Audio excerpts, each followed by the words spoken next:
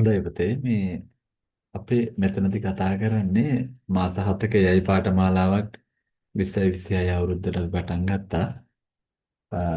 ඒකේ ආරම්භක දවස අද මේ මාස 7 පාඨමාලාව තුලදී ආවරණය කරන නැත්නම් කෘත්‍රිම බුද්ධිය පිළිබඳ තමයි මේ පාඨමාලාව සැලසුම් කරලා තියෙන්නේ. මේ පාඨමාලාවේ නම තමයි AI සමග විනෝදයෙන් ඉගෙනුම. Fun with AI. එතකොට මේ පාඨමාලාව මාස 7ක් මම කලින් කිව්වා වගේ ගත වෙනවා. එතකොට මෙතනදී අපිට කතා කරන මාතෘකා ටික පොඩි හැඳින්වා දීමක් මම කරන්නම්. මේක මේ හඳුන්වා දීලා තියෙන්නේ AI තාක්ෂණය හඳුන්වා දීමේ ඉඳලා තමන්ගෙම AI ව්‍යාපෘතියක් කරන තැනට වෙනකම් සමස්ත කරුණු ටික මෙතනදී මම කතා කරනවා.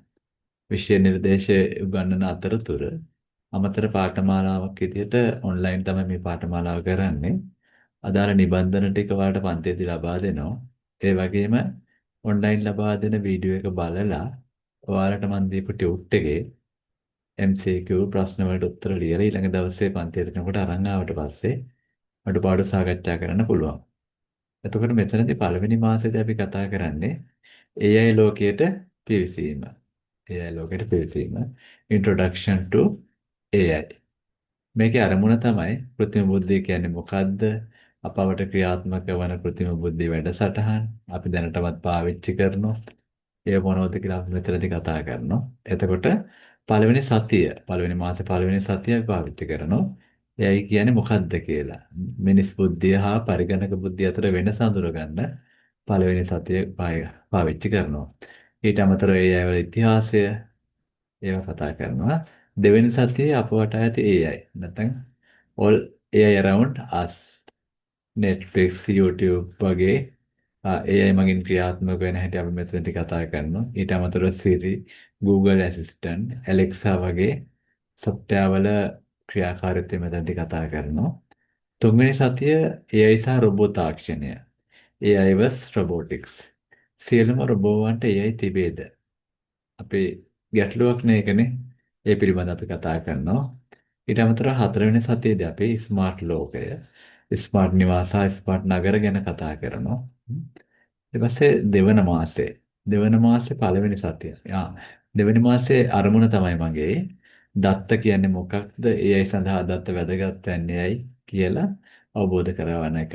එතකොට මෙතන පළවෙනි සතියේදී දත්ත හඳුනා ගන්න රූප, ශබ්ද හා පෙළ දත්ත ලෙස ලබා ගන්න අපි උත්සාහ කරනවා.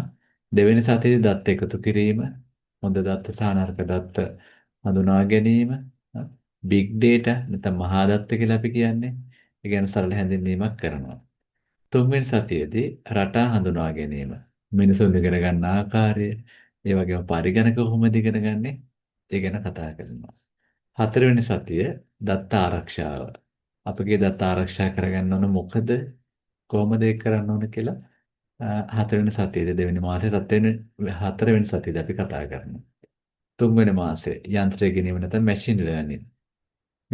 මේ මාසේ අරමුණ තමයි පරිගණකය තනියම ඉගෙන ගන්නේ කොහොමද කියලා සරලව වටහලා දෙන එක. මේකේ පළවෙනි සතියේදී යන්ත්‍ර ඉගෙනුම හැඳින්වීම අපි කරනවා. ට්‍රැඩිෂනල් ප්‍රෝග්‍රෑමින් ලැන්ග්වේජ් නැත්නම් සාම්ප්‍රදායික පරිගණක භාෂා සහ මැෂින් ලර්නින් මැෂින් කොහොමද ඉගෙන ගන්නේ කියන දේ ගැන අපි කතා කරනවා. ඊට පස්සේ දෙවෙනි සතිය අධීක්ෂණය යටතේ ඉගෙනුම නැත්නම් සුපර්වයිස්ඩ් ලර්නින්. ලේබල් කළ දත්ත මගින් පරිගණකයට ඉගැන්වීම, රූප මගින් ඉගැන්වීම, අපි ඇක්ටිවිටි ටිකක් කරන මේ හා සම්බන්ධ. ඒතර ඔයාලා තේරුම් ගන්න පුළුවන්. තුන්වෙනි සතියේ ස්වයංක්‍රීය ඉගෙනුම නැත්නම් unsupervised learning. ඔව්. මේක මේ තුන්වෙනි සතියේදී නැත්නම් තුන්වෙනි මාසේ තුන්වෙනි සතියේදී පරිගණකයට ස්වයංක්‍රීයව දත්ත කාණ්ඩ කිරීම ක්ලස්ටරින් ගැන කතා කරනවා. ඒකට හතරවෙනි සතිය පුහුණු කිරීම හා පරීක්ෂා කිරීම. AI මොඩලයක් කියන්නේ මොකක්ද කියන එක හතරවෙනි සතියේදී අපි තුන්වෙනි මාසේ කතා කරනවා. ඊට පස්සේ හතරවන මාසය කේතනොලියා AI අත්දැක බලමු. No code AI tool. අරමුණ තමයි මේකේ මේ කේතකරණකින් තොරව AI මෙවලම භාවිතෙන් ප්‍රායෝගික අත්දැකීම් ලබා ගන්න කොහොමද කියන එක. මේකෙත් පළවෙනි සතියේදී Google Quick Draw සමග විනෝද වීම, neural network ගැන සරල අදහසක් ගන්න පුළුවන්. ඊට පස්සේ teachable machine. Google ගැන හැඳින්වීම, රූප මොඩලයක් අපි හදනවා. ඒ ගැන කතා කරමු. හතරවෙනි මාසේ තුන්වෙනි සතිය teachable machine දෙවෙනි කොටස අපි කතා කරනවා. ශබ්ද හඳුනා ගැනීම මොඩලයක් අපි මෙතනදී හදනවා. හතරවෙනි සතිය නැත්නම් හතරවෙනි මාසේ හතරවෙනි සතිය. ඔට්‍රෝඩෝ සහ AI කලාව. AI භාවිතයෙන් චිත්‍ර ඇඳීම අපි කතා කරනවා. එතකොට ම්, අපේ පස්වෙනි මාසයේ දර කොටස් ටික වෙන වීඩියෝ එකකින් දෙන්නම්. අපි දැනට මේ වීඩියෝ එක බලලා තියාගන්න පුතේ.